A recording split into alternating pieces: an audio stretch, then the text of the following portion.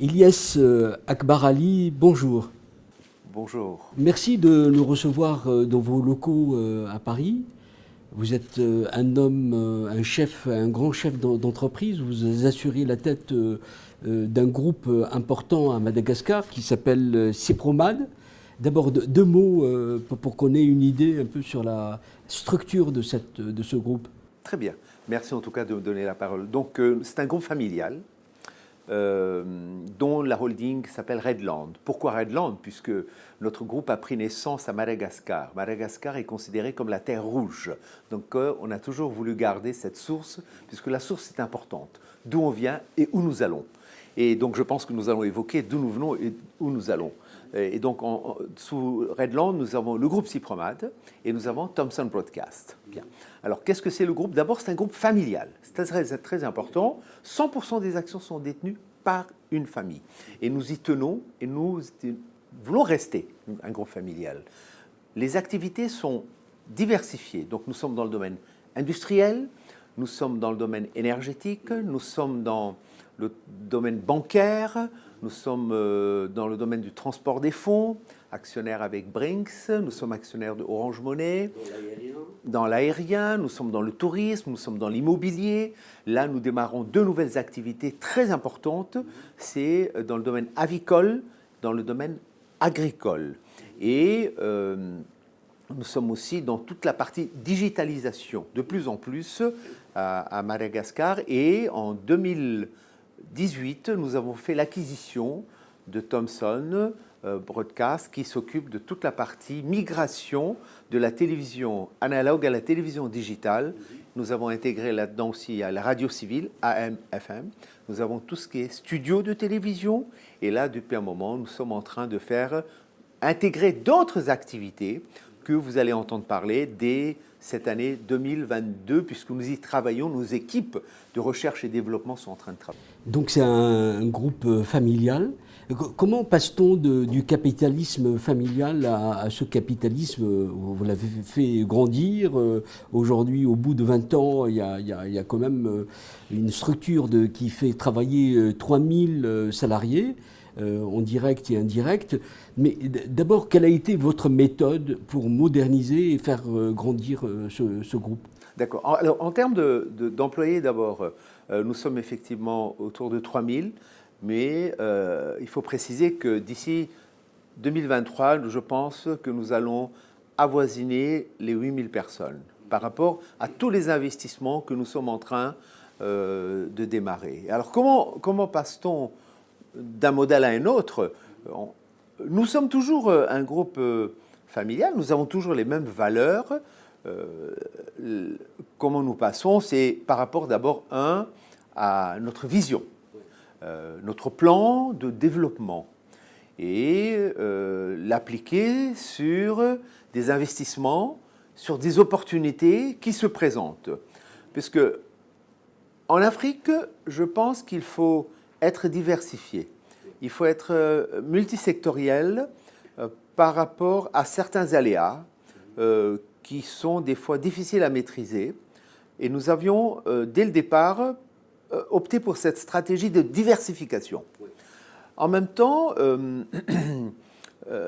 nous avons aussi un modèle qui est très, je pense, très familial, c'est que nous ne distribuons pas les dividendes. Ce qui fait que vous réinjectez toute votre profitabilité dans l'activité. Et ce qui fait que vous vous développez très bien. Et qui donne aussi la confiance des partenaires. Alors, comment former votre personnel? Comment vous vous appuyez sur les ressources humaines pour justement servir cette vision et cette stratégie? Bon, alors, il faut savoir qu'aujourd'hui, nous sommes vraiment à un tournant de notre groupe, puisque nous sommes un groupe familial, à une taille normale, et nous allons passer à une taille importante. Donc, je pense que ce sont des sujets qui vont être bientôt discutés au sein de notre conseil de famille et de conseil d'administration pour la restructuration. Et donc, au niveau de la direction des ressources humaines, nos valeurs nous aident beaucoup. Nos valeurs de proximité avec nos collaborateurs, nos valeurs de respect, nos valeurs d'écoute avec nos collaborateurs. Une décision chez nous ne se prend pas à un niveau. Une décision se prend d'une façon collégiale, en écoutant les collaborateurs, en prenant leurs avis, et c'est un échange. Ça donne à nos équipes, à nos collaborateurs, plus de confiance, plus de sûreté vis-à-vis d'eux, et aussi ça ouvre aussi à vraiment à une boîte d'idées. Et c'est comme ça que nous évoluons aujourd'hui avec nos équipes. Il y a un aspect aussi important. Comment financez-vous cette croissance? Comment le groupe interagit avec son environnement, Madagascar d'abord, avant de voir peut-être sa projection ailleurs? Bien sûr. Donc, comme je vous l'ai dit auparavant, nous avons eu toujours une politique de réinjecter toute notre profitabilité dans nos investissements. Quelques chiffres, par exemple. Écoutez, c'est des milliards. Oui, nous ne distribuons pas les dividendes. Nous ne faisons aucune distribution des dividendes. Et c'est comme ça que nous avons injecté des milliards d'ariars, puisqu'on parle en ariars, puisqu'on parle de Madagascar, des milliards d'ariars dans nos activités. D'abord, ça nous a permis de renforcer nos capitaux propres, ça nous a permis de renforcer notre capacité d'endettement, ça nous a permis de diversifier, et ça nous a permis aussi de renforcer les activités existantes. Ça, c'est la première chose. À partir du moment où un groupe se renforce, où un groupe a du muscle, de plus en plus de muscles, qu'est-ce qui se passe?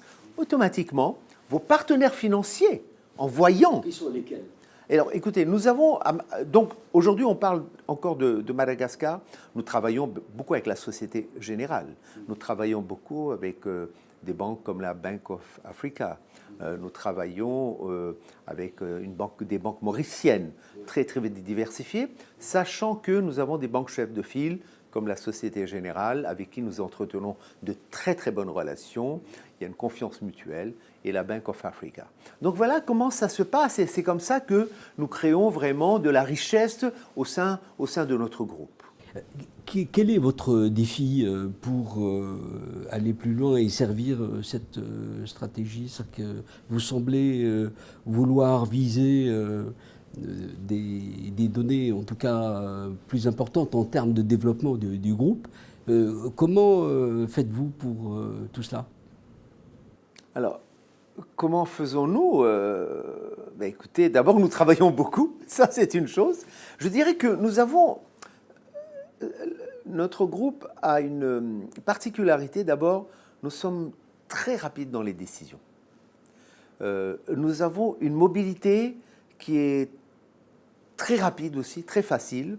Nous ne sommes pas du tout bloqués par des considérations autre que business. Nous avons une stratégie de développement, nous avons une opportunité d'investissement, eh bien, nous allons l'étudier, nous la discutons et rapidement nous prenons une décision. Et c'est comme ça que nous avons vraiment développé et diversifié notre groupe, parce qu'il ne faut pas oublier, quand j'ai repris le groupe, nous n'avions qu'un seul métier dans notre groupe, c'était le métier industriel, qui a été donc initié par notre père et qui nous a légué. Et donc, à partir de là, comment nous allons faire? Nous sommes allés, en espace de 20 ans, nous avons vraiment accéléré le mouvement. Comment l'environnement des affaires vous a-t-il aidé ou pas aidé? Est-ce que vous pourriez me parler des freins et comment vous faites pour naviguer? Parce que vous n'êtes pas les seuls. Il y a plusieurs groupes à Madagascar, et comment vous arrivez à contourner les obstacles? Alors d'abord, il faut savoir que quand vous arrivez dans un environnement économique et que vous êtes encore une petite entreprise, il n'est pas très facile. Il n'est pas très facile de rentrer dans le système parce que les gens ne vous connaissent pas. Il y a de la méfiance, on essaie de vous comprendre. Et après, il y a aussi je dirais, il y a des systèmes qui sont déjà organisés. Et on n'aime pas trop les étrangers dans le système organisé. Quand je parle étranger, c'est une nouvelle entreprise. C'est dans ce sens-là que je parle. Eh bien, il faut faire ses preuves, il faut être patient, il faut être persévérant, il ne faut pas lâcher. Et bien sûr, c'est comme ça, comme partout. Il y a des systèmes qui sont très très bien je dirais, bien organisé. Et là-dessus, il faut avoir sa place et surtout avoir aussi la confiance de tous les autres. Est-ce que vous souffrez du décalage entre un potentiel énorme de Madagascar, c'est-à-dire que 27 millions d'habitants, une grande île avec une superficie importante, une diversité aussi, c'est-à-dire que vous n'êtes pas un peu dérangé ou freiné par un contexte dégradé? Quand on voit les indicateurs, ça pose problème, non? Alors, je dirais que effectivement, c'est un pays, un grand pays avec un énorme potentiel et qui se met en marche petit à petit. C'est vrai que les indicateurs ne sont pas encore, sont encore moyens, mais je pense que c'est un État, c'est une politique et nous ne sommes pas politiques. Donc aujourd'hui, effectivement, nous voyons cela, mais qu'est-ce qu'on se dit? On se dit, on doit chacun apporter notre pierre dans cet édifice. Et c'est pour cette raison que cela n'a jamais été un facteur bloquant pour nous dans nos investissements. Nous avions une stratégie, nous avons fait totalement abstraction de la politique, mais nous sommes focalisés, concentrés sur notre vision de développement, et c'est comme ça que nous avons avancé. Et aujourd'hui, on peut dire que ça apporte ses fruits, puisque nous avons un groupe qui est dans plusieurs secteurs, et tous nos secteurs se développent très bien. Et comme je vous ai dit, maintenant, nous rentrons dans l'agriculture, dans l'agrobusiness. Et de ce côté-là, nous n'avons pas eu de frein de l'administration malgache, nous n'avons pas eu de blocage, et on nous laisse travailler. Quel est le degré d'interaction avec votre écosystème? Parce que, comme je l'ai dit, Madagascar, c'est une diversité, une multiplicité. Comment vous interréagissez avec tout ça?